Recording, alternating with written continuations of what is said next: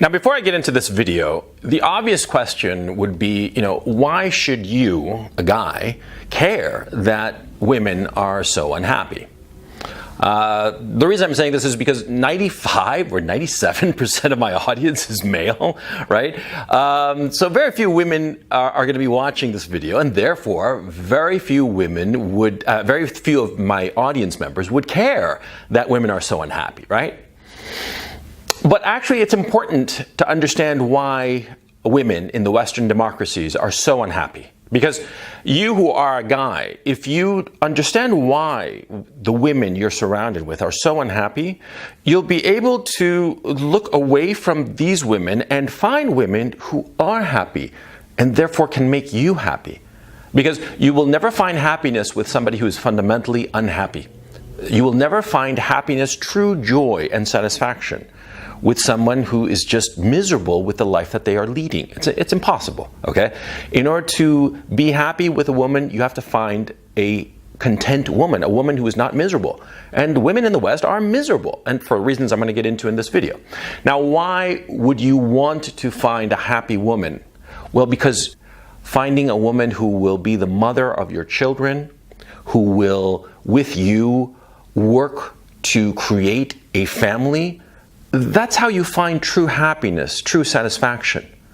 You see, it's all good and fine to say that you're a lone wolf, and a lot of guys can live on their own and just, be by themselves in their whole lives without the company of a woman, without building a family. And that happens. Many men are like that. I was like that for a long time. And then I got to a point where I realized I needed a family, and so I went and got myself a family. I have a family, and that's that. But the point I'm trying to make, is that most men need to build a family because that's what gives them true joy. But you will not be able to build a happy family if you're with an unhappy woman. And so I'm going to explain why these women are so unhappy. And from this explanation, you will be able to understand why so many of the women around you are just out of the picture. You're just not going to be able to make a happy life with them, and you should turn elsewhere to find true joy with a woman. Okay? Okay, so let's get started.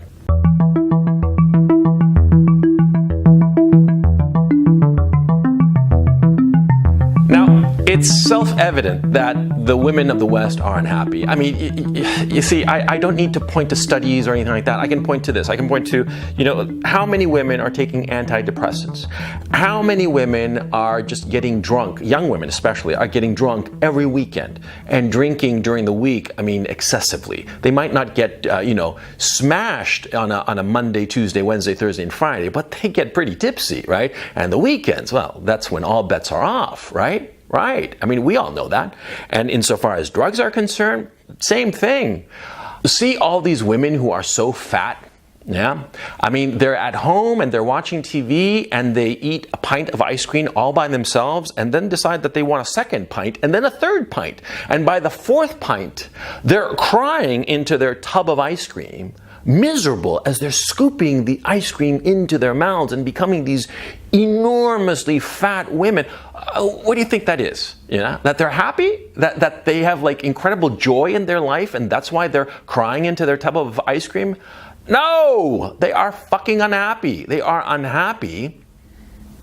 And unfortunately, and I hate to say it, but society has made them unhappy. Okay? So why are they so unhappy? Why are these women so miserable? Well, very simple. See, men and women are happy when they are together building a family. Now, this is the natural order of things. And it doesn't matter really if you are a creationist who believes every word of the Bible or a strict atheist evolutionary guy who knows, that it's just, a natural selection. Either course, either explanation leads to the same conclusion. Men and women have been either designed or evolved to be together and to find happiness and satisfaction being together as they build a family. If men and women did not find any kind of satisfaction being together and having children, we would not exist today. Our grandparents and great-grandparents and all the way back, they wouldn't have made it and had the offspring that eventually led to us if they had been so miserable, okay? The natural order of things is for a man and a woman to be together and to have children and to form a family and to build a nice little home and be happy. And most of the times, they were happy. They were very happy. And the proof is in the pudding.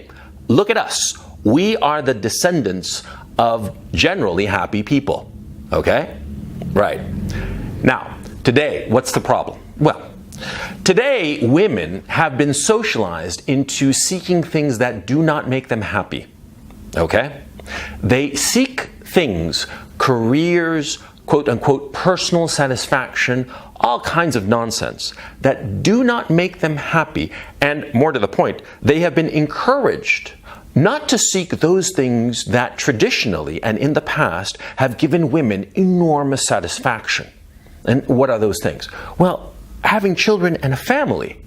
You see? That's what makes women truly happy. And I see it all the time. I see where I'm living now, right? Here we have, I'm living in Ukraine, and the quote, gender roles are strict. Men are men and women are women. And women care for children and have children. And the women strolling around with their little kids are obviously happy. They are happy with their situation. But in the Western democracies, what's going on? Well, they've been told, they've been encouraged to forgo having children and to focus on their careers. To focus on their careers and their personal development, i.e. their education, in order to improve their chances in the job market, to study more and learn more and more degrees and postpone having children and maybe not even have children for the sake of their careers, to do better as a lawyer or a doctor or whatever the hell, right? Women, and notice, they're constantly encouraged to go into sciences, STEM fields, and all the rest of it, right? What exactly is the point of that? Why are they so encouraged in that direction? Very simple. See, I hate to say it, but feminism, when it came out as an ideology, well, feminism had a lot to do with it, but it wasn't on its own. See, a lot of people say, oh, it's feminism's fault. Feminism did it. Feminism ruined everything. And were it not for feminism, we would live in this Eden of the sexual relationships between men and women, right? No, that's not true. Because feminism on its own didn't do the job of ruining women. What it was a combination of feminism and this neoliberal capitalism that we have. And let me explain. You see, traditionally, in the past, in the Western democracies, men went out to work at the factories or at the offices or whatever, and the women stayed home to take care of the children, right? In more poor communities, rural communities, the women often had to help out, but they helped out around the house. They worked in the home, doing all those domestic tasks and domestic chores, including taking care of the children, of course, that were necessary for rural existence. And the men were out in the field, farming. Right, that's how it worked. That was the division of labor, the gender roles, right? What happened in World War II? Well, all the men went off to war. And so all these factory jobs and all these office positions were vacated because the men were off fighting in Europe and the Pacific Theater, right? At least in the United States. And so because of this, all these women entered the labor pool. People discovered something obvious, especially the people in financial leadership, the oligarchs. They discovered that for many tasks, in fact, most tasks, the situation, the economy, the technology was such that it didn't matter really if it was a man or a woman doing the task. And think about it, like a lawyer's brief. Who cares if a woman lawyer made it or a male lawyer made it? It's the same brief, right? And a lot of factory jobs, well, it didn't really depend on being physically that strong because you had the machine to do it for you. You had the forklift, for instance, to raise up stuff, and you had the machine pounding out doodads or widgets or whatever. You just had to have somebody who would shove in the raw material at the right moment. And the process of shoving in the raw material didn't really demand that much strength, right? So women could do it. And with that discovery that women could do these jobs, well, when all the men came back from the war, those women were sort of like sidelined. in the economy, right? They went back to having babies, and that's why we had the baby boom, right? They went home, they had babies. You had the whole Levittown explosion of suburbia and all the rest of it during the 40s and the 50s. But the seed was planted. See, if these women could somehow be encouraged to return to the labor force, what would happen? What happens when all of a sudden you have a lot more people looking for work? Well, the price of labor goes down. Supply and demand, baby, right? Right. So if women were somehow encouraged to return to the workforce, and instead of having babies, to sacrifice those fertile years for the sake of their career, of the sake of, working for a company and therefore driving down prices, now that would be a good thing, now wouldn't it? Sure it would. It would be an excellent thing, especially for the people owning those factories, those law firms, those, IBM, the owners of IBM, the owners of the oligarchs. It would be good for them because it would drive down the price of labor. See? That's the issue. That's always been the issue. Now, in parallel to this, during the 50s and 60s, what emerged? Feminism. Betty Friedan did that stupid book that basically shit all over being the feminine mystique, right? It shit all over being a housewife. It shit all over the idea of being a mother, because Betty Friedan hated being a mother. And she wrote a book about her hatred of being a mother and how everybody should go out and work. And what happened? This book got enormous press. And because of this enormous press, because the mainstream media pushed this narrative so hard, people started thinking, oh, maybe this is a good idea. And this is how feminism, third wave feminism particularly, second and third wave, started to emerge. Second wave. Second wave and third wave feminism emerged during the 60s and 70s and 80s. And what did they encourage? They encouraged women to study more, get more education, more qualifications, and go into the labor pool during their 20s and their 30s. And what's the 20s and 30s? Well, that's the period when women are most fertile. That's when they can have the most babies, right? But they weren't encouraged to have babies. They were encouraged to forgo having children and instead focus on their careers. Now, feminism as an ideology is idiotic. I mean, anybody with even, a first year in philosophy student will tell you right off the bat that feminism is an incoherent set of principles. It doesn't make sense internally. It's nonsensical in a most literal sense. Now, it's not unusual for incoherent ideologies to emerge. In fact, they arise all the time. All the time. We just don't notice them because most of the time these ideas are so stupid that we just ignore them. And feminism, the core ideas, a lot of the core ideas of third wave feminism in particular would have been ignored and just thrown by the wayside as being idiotic, as so many ideas and philosophical and intellectual frameworks are discarded because most of them are not very coherent and not very logical. But feminism made a lot of sense in this neoliberal economic paradigm that we're living in. It made a lot of sense because it encouraged women to go against their most natural impulses of having children, having a family, finding a man and building a home with that man. This natural tendency that women have of finding a guy and getting pregnant and having a bunch of kids and having a home and being happy. That is the natural inclination of women. And again, like I said before, it doesn't matter if you are a hardcore creationist or a hardcore atheist who believes in evolution. It doesn't matter because the end result is the same. This is the natural source of happiness and joy for women. That's what makes them happy, to have a family of their own. Not working on their career, not working at some office. It might give transitory happiness to women. A little bit of, satisfaction that they did this, but, the workaday grind, it doesn't make them happy because it doesn't make anybody happy. Because men are not happy pursuing their career. Do you think that the lawyer who's a partner at some big time firm, who has to grind away every fucking day on this trivial shit, of legal work. Do you think he's happy doing that? Do you think that he's getting enormous satisfaction out of his quote-unquote career? No, he just looks at it like, shit, I gotta go to fucking work, yeah, and I gotta do this shit, but I need the fucking money to support myself, my woman, and my children, so I go and I sacrifice my time to get the money. I sacrifice my time that I could be devoting to my woman and my children. I'll sacrifice that time to the law firm so I can get the money.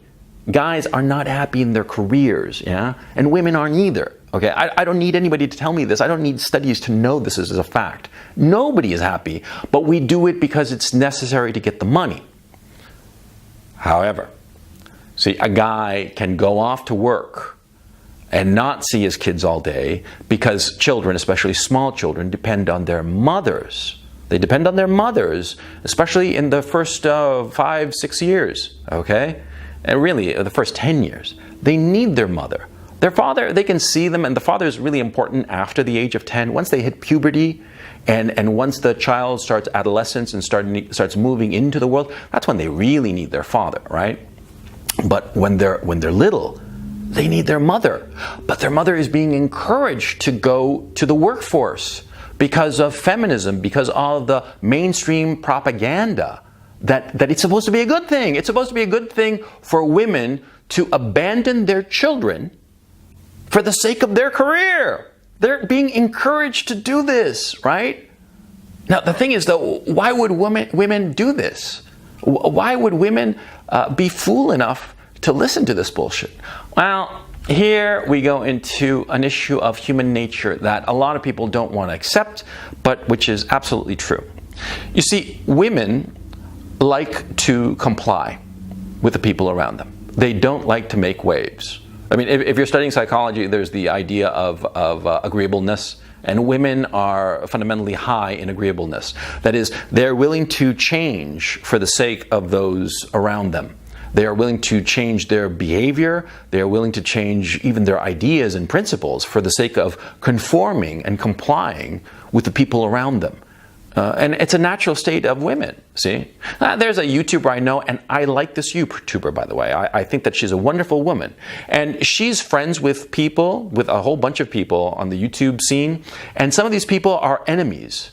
And she'll hang out with both of them. And when she's with them, she'll start changing her opinion to get along with the person that she's with, right? And you think, well, she's betraying the other guy. No, that's naive. That's stupid. It's not that she's quote unquote betraying anybody. No, that's not how women work. Women, when they're with somebody, they want to be agreeable to them. They want to comply with them. They want to be with the in-group, wherever that in-group happens to be. And so they will trim their sails in order to comply. And it's perfectly natural. I like, for instance, there's another YouTuber, Christy Winters. I like her very much. She's a wonderful woman. She's a wonderful woman, but I understand her. She actually doesn't believe the feminism that she's spouting. I know that for a fact. I can tell. Okay, because she's a very smart woman, and the times I pointed out inconsistencies in the ideology that she's purportedly believes in, she sort of like agrees, but in spite of herself. And I know this for a fact, but the problem is that, see, her entire social circle and her professional milieu depends on her spouting this feminist bullshit. She doesn't even believe it, but she's spouting it anyway. She's spouting it anyway because she needs to in order to stay in good with the people around her. Or let me phrase that. She thinks she needs to in order to stay in good with the people around her. Because she's a woman. Because that's how women are. Women, in order to conform to their environment, they will change their minds. And they will say things that in their heart of heart, they do not believe. They will. Because that's the nature of women. And so what's happened in the Western democracies is that the educated women who were force-fed this feminist ideological bullshit, well, because most women are compliant by nature, high in agreeableness if you're a psychologist, well, because of their willingness to comply with their environment and the people in their environment, they lapped up this feminist bullshit that was encouraged by oligarchs, that was encouraged by neoliberal economic policy in order to bring in more women into the workforce, in order to lower the cost of labor. This is the same reason, for instance, that the mainstream media is so in favor of immigration. They don't give a shit about multiculturalism. It has nothing to do with multiculturalism. It has everything to do with lowering the price of labor. You go to Silicon Valley, half, 2/3 of the engineers there are South Asians and East Asians on H-1B1 visas. Why do you think that they're there? To lower the price of labor. This is what's going on in the Western democracies. See, they're so hell-bent for leather on lowering the cost of labors in order to improve profitability that they have imported foreign workers. They have, brainwashed women into going into the workforce and foregoing happiness, the happiness of having a family and children of her own. They have brainwashed her into going into the workforce, right? Right. That's what's going on. It's very, very simple. And that's why women are so unhappy. That's why women are so unhappy, because they are acting in ways that are unnatural for them, but they are trying to comply with the society around them. The society of the Western democracies has socialized women into complying with a paradigm that makes them profoundly unhappy. But see, their desire and need to be agreeable, to comply with their social milieu, forces them to contort themselves and contort their lives into misery. That's why you have all these fat women who are so unhappy. I mean, somebody who's weighing 300 pounds, it's not because they're happy. They're miserable. That's why they eat so goddamn much. And that's why they're drunk on the weekends. And that's why they are so loud and aggressive. Have you noticed? They're so loud and aggressive. Why? That's insecurity and unhappiness. Because they are insecure in their position, because they are doing things that are not natural to their sex. And they are profoundly unhappy with that. That insecurity and unhappiness combines to create these aggressive, nasty women that you don't want to be around. Okay? It's only when you leave the West that you realize that the Western women are crazy. They've gone out of their fucking minds. That's what's going on. See? But of course, they don't believe you when you tell them this. They don't. And they'll never believe you. Okay? I mean, you can argue with them till you're blue in the face, and they are not going to believe that this is what's going on. But it is. And so, since my audience is mostly guys, I'm telling you. Okay? This is what's going on. So, your best bet is to avoid these unhappy women. Many of you, I'm sure, have spent most of your lives around these unhappy women, and you assume that that's normal. It's not. It's not normal. These incredibly unhappy women, especially the more educated women who are so unhappy, so miserable with the lives that they are leading, it's not normal. Believe me. It is not normal for them to be this unhappy. It is not normal for them to be this aggressive. It is not normal for them to try to find some semblance of happiness by being drunkards, by being sluts, by being these 800-pound whales, by being these drug addicts, by taking antidepressants. It is not normal. Now, what you have to do is you have to get out of that milieu with all these unhappy women, these damaged women, these broken women. Get out of that milieu and go to places where you will find normal women. I've been in Eastern Europe, and the women here seem to be fine. They seem to understand perfectly well that they are women and what their role is of being a woman. They understand that being a woman is a complement to being a man, not a competition. Because a woman competing with a man, she'll always lose. Because men and women are different. And so for her to contort herself and try to compete with men is just stupid. She's not going to win. But they tried. Anyway, the point is, you have to go get away from these unhappy, damaged, miserable women in the West, and you have to go to a place where you can find happy women. And from what I understand, Asia, that's a place to go. I've talked to a bunch of guys who are like in Vietnam and in China and Japan, and they say that the women are happy there. I can tell you here in Eastern Europe, they're happy. In Belarus, Ukraine, the Baltic republics, Russia, Poland, Hungary, they're happy. They're very happy because they know their role. They know that they are women, and that their happiness will come from having children with a man that they respect, a man who will have no trouble being a man. Do you know why there are so many soy boys? Because you know what the soy boy is? He's the guy who's contorting himself to be appealing to these unhappy women. That's what he is. The soy boy, the guy who's so subservient and passive-aggressive, this little eunuch. He is the man who's been surrounded by these unhappy women in the West and has contorted himself so that these women will like him. And of course, these women hate him because he is the epitome of what they do not want. Because no woman, no normal, healthy woman wants a eunuch for a mate. She wants a man. She wants a man who will tell her what's what and where to go. But, you know, the women in the West, they've been brainwashed. And that's why they're so unhappy. Okay? Look, this video, it's been a little bit rambling and ranting and all over the place, but I hope you get the point. See? Don't think that the unhappy women that surround you are normal. That's the lesson I want you I want to end with here. Don't think that those women are normal, because they are not. They are not. They are fucking insane. They are damaged irretrievably.